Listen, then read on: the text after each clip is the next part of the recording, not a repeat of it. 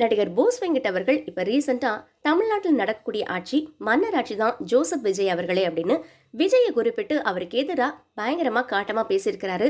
அதே நேரம் விஜயனுடைய ரசிகர்களும் அவருக்கு எதிராக சில விஷயங்களை ட்ரெண்டாக்கி வந்துட்டு இருக்காங்க. அது என்ன அப்படின்றத பத்தி நாம இந்த வீடியோல முழுசா பார்க்கலாம்.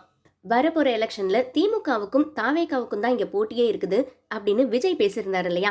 அந்த பேச்சை நிஜமாக்கக்கூடிய அளவுக்கு திமுகவினுடைய அபிமானியா இருக்கக்கூடிய நடிகர் போஸ் வெங்கட் இப்ப ரீசெண்டா விஜய தாக்கி பேசியிருக்காரு. இது விஜய் ரசிகர்களை அதிர்ச்சியில ஆழ்த்தியிருக்குது.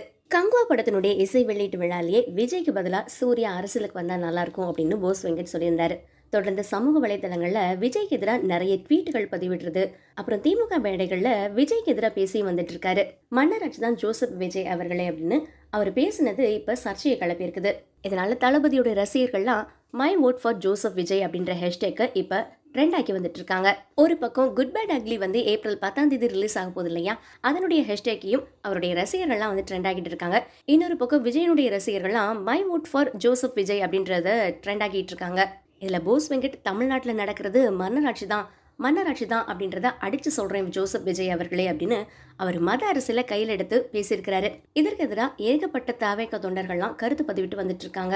விஜய் கட்சி ஆரம்பிக்கும் போதே எந்த மதமும் சம்மதம் அப்படின்ற ஒரு நிலையில தான் கட்சியை ஆரம்பிச்சிருக்காரு. என்னைக்குமே ஒரு மதவாத அரசியல கையில எடுக்கவே மாட்டாரு அப்படின்னு அவருடைய ரசிகர்கள்லாம் சொல்லி விஜய் மத்த மதத்தினரோட ஒன்னா இருக்கிற மாதிரியான போட்டோஸையும் இப்ப ட்ரெண்ட் பண்ணி வந்துட்டு இருக்காங்க. இதுல விஜய் அவர்கள் கடைசியா நடிச்சிட்டு இருக்கக்கூடிய ஜனநாயகன் படம் பாத்தீங்கன்னா மக்களுக்கான படமாக தான் உருவாகி வருதா சொல்றாங்க. இதுல திமுகன்ற பெரிய கட்சி எதிர்த்து முதல் முறையா தேர்தலை சந்திக்க போகக்கூடிய இந்த தாவேகா கட்சி வெல்றதுக்கெல்லாம் வாய்ப்பே கிடையாது அப்படின்னு நிறைய பேர் கிண்டல் அடிச்சு வந்துட்டு இருக்காங்க.